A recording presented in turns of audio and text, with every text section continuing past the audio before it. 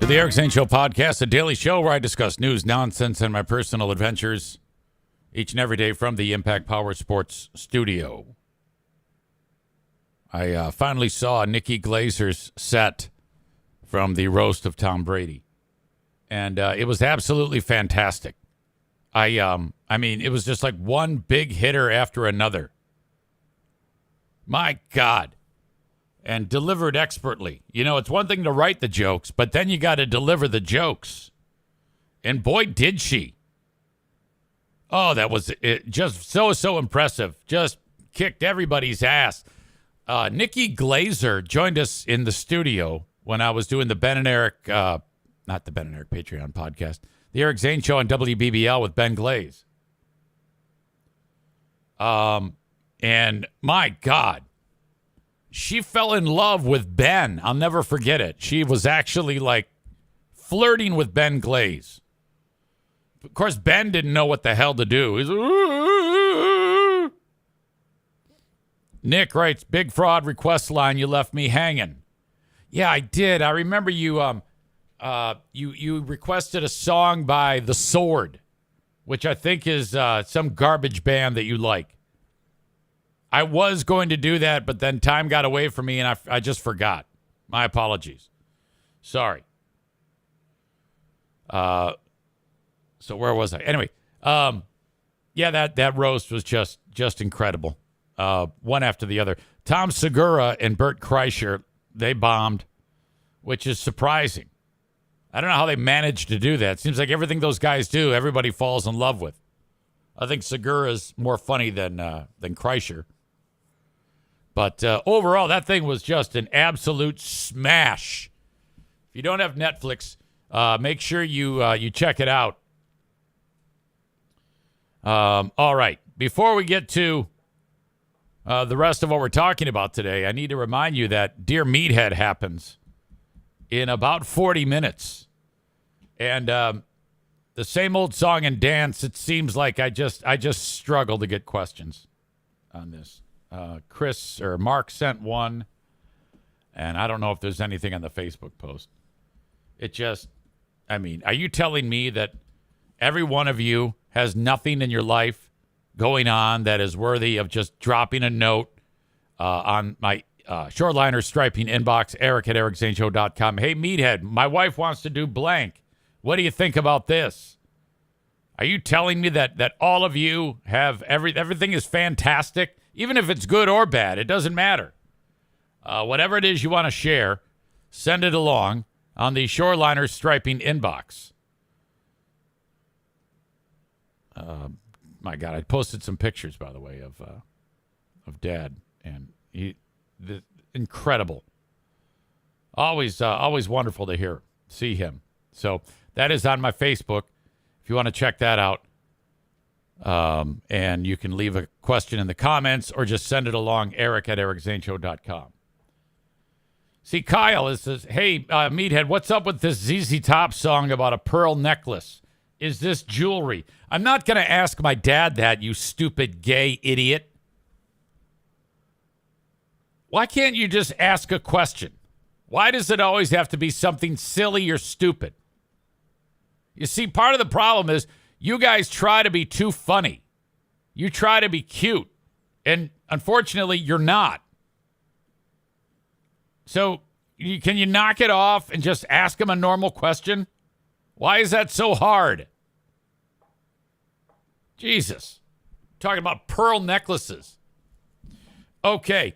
I might have to reboot this thing because it's wrecking my life right now. I don't know. It might work. I'm going to try it again. Let's see here. Because, okay, there it is. That's what I wanted to do. Thank God. Okay, this is what's going on with Lucy Ebel. She was just recalled. Let's get to the long and the short of it right now. Here is what is happening after yesterday's election. Following severe weather across West Michigan, but also the results of several local elections. One of the biggest was in Ottawa County, where voters decided if they wanted to keep Commissioner Lucy Ebel in office. And voters tonight decided to recall Ebel in favor of Democrat Christian Kleinjans. Ottawa County Commissioner Ebel, one of several conservative commissioners backed by the Conservative Political Action Committee, Ottawa Impact. The organizers behind the recall effort said that Ebel and her Ottawa Impact counterparts are too extreme in their views. Now to Newaygo County, where two that's school it? board members, Rachel... We can't even get a man on the street interview? Well, I could have done that, you idiots. One of the biggest local elections that there has been in a long, long time, and that's all you can come up with is saying she lost? What a pile of shit. My God, get a fucking staff. All right. I'm going to bring in Joe Spalding here. He's one of the people, grassroots effort to get Lucy recalled. And he's been on this show many, many times. He was on yesterday. And it's just fantastic. I can't wait to get his point of view about this since as this story has unfolded in the last 24 hours. Hey, Eric Zane, how you doing?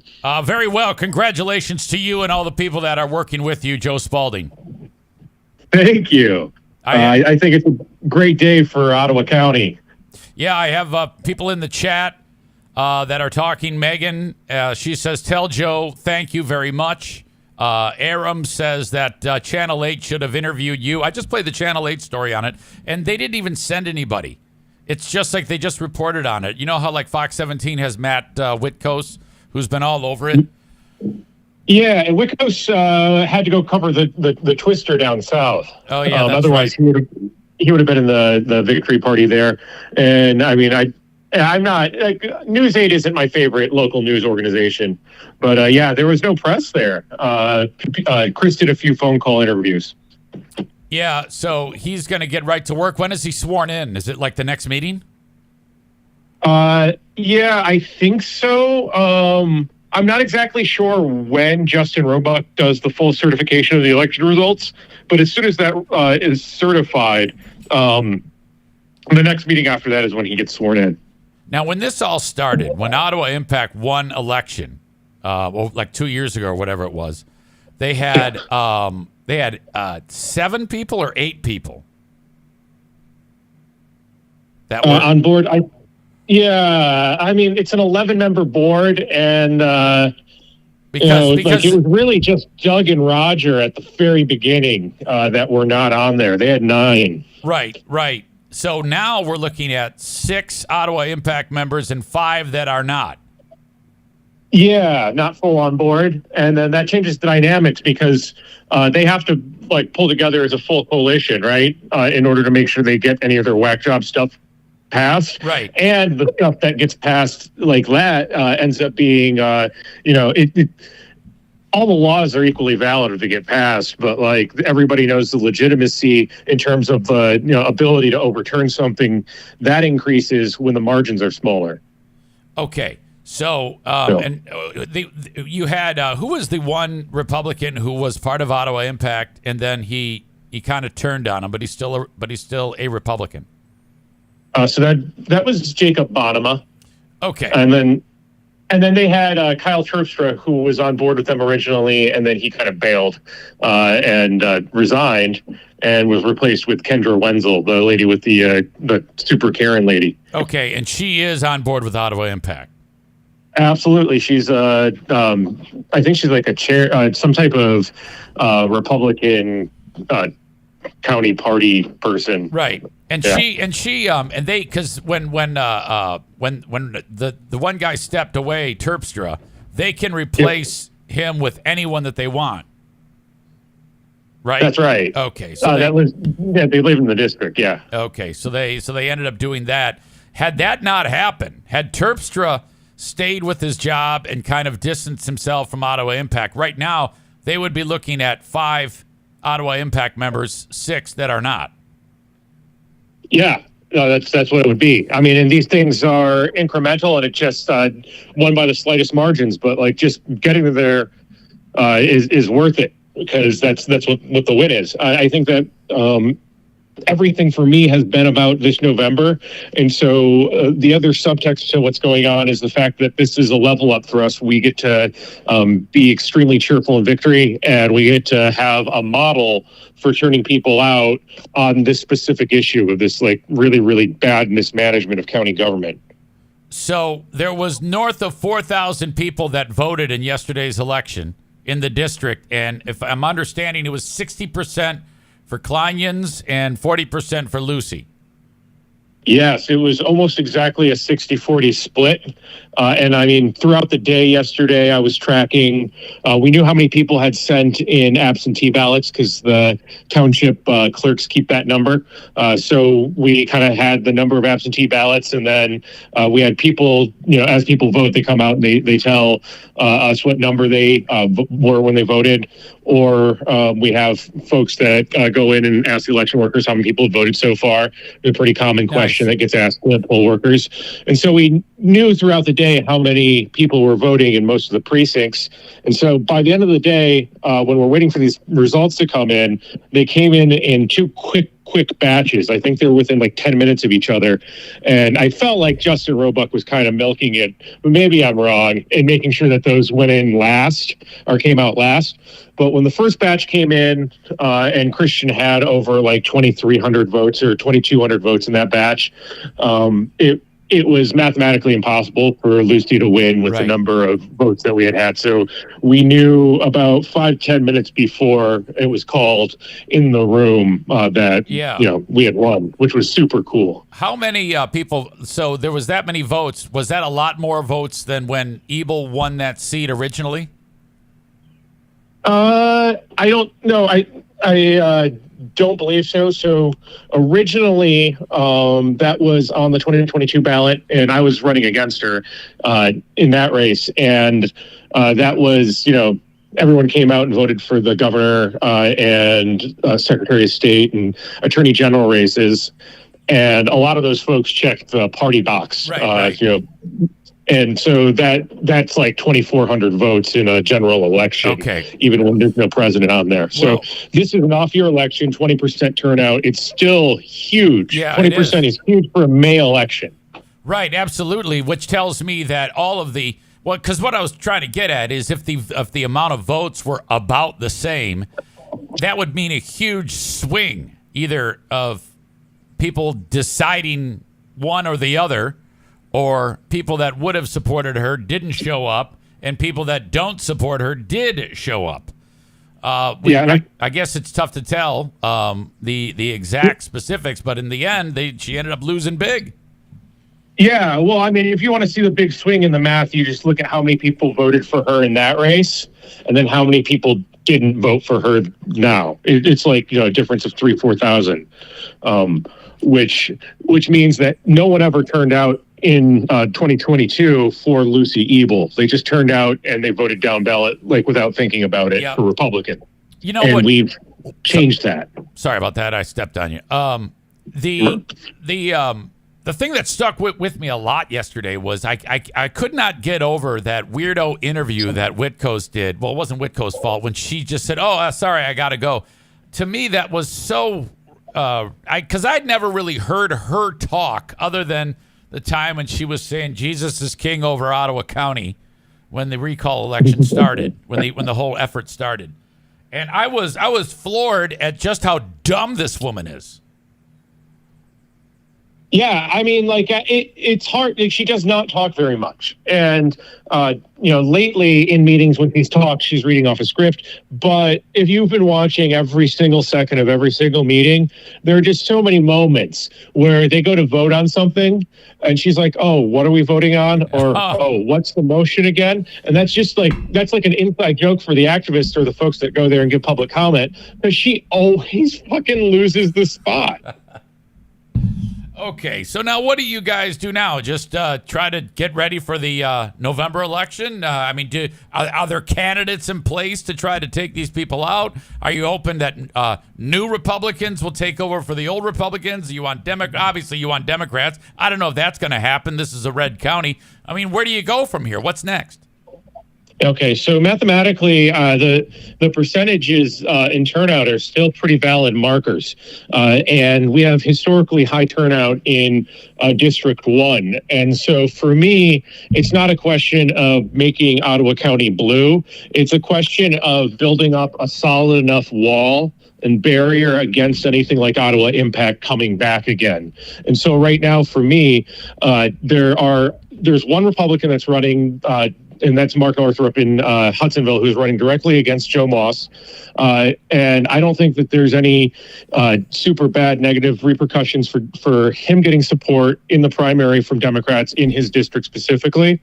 I do think that in District 1, where we have had some of the precincts in Ottawa County that have turned out over 1,000 people for Gretchen Whitmer in the past, I think in District 1, where Danielle Smith is running against Gretchen Cosby, and I think that that's a place where we need to make sure that we're standing firm behind the Democrat. And then Chris is going to be running for re-election again, and this is something that I didn't even really think about. Just so busy with the recall and everything. I didn't even think about it until this morning, but Chris Kleinjans is going to be running as the incumbent in November, which is an advantage. That's awesome. It's so cool. So, wow. I think that those are important. And then we have some countywide races where there aren't Democrats running. So we need to make sure that we back DeBoer for sheriff. And I'm sorry, I'm blanking on the name of the woman who's running for county prosecutor, but we need to be backing the woman that's running for county prosecutor and not the Greg Todd guy, because he's kind of weird. But he also he caucuses with Ottawa Impact. So we've got a path forward with the Democrats, and I can tell you that internally, all this comes down to, like, we know how to beat these guys. And I've got a plan for some of the places where we've historically have come close as Democrats to build that solid wall, a defensive wall against what they have tried to do to our county moving forward. Well, scoreboard. I mean, fucking A, great job. Everybody involved, you, Larry, all these volunteers who did all that time and all the clipboards and all that shit. I mean, this is how it's done. I mean, to actually get a goal, work towards it, and nobody, I mean, if anybody was discouraged, other people probably talked them out of it and kept them going. So I can't say enough about this. The proof is in the pudding. Really great. Can I say one thing about the petition side of this stuff is that level of organizing has been far too unreachable for grassroots level activists, for regular people, for far too long. And we need to, and I don't want to, we need to democratize our access to that stuff. We need to be able to make sure that when there's a situation that has a local level democratic corrective action available to it, that the people on the ground that want to make the change have access to ways of knowing how to do that. And so I think that's something that I want to be working on moving forward. And I know that there's a lot of work being done on civil discourse so people can talk through these complex issues a lot better other than screaming at each other. But I think that we also need some sort of practical apparatus so people can, do this work. It shouldn't just be that I happen to have run the statewide petition and I live in this district. That's why it happened here. It makes sense. Should have been everywhere, I think. The next meeting that has public comment is when? We've got I believe it's the morning one, so it's next Tuesday. It should be 9 a.m. I'm not positive, but yeah, next Tuesday. Oh, they're going to be so pissed. We're going to get all of the usual suspects that are just going to be raising hell, and I can't wait.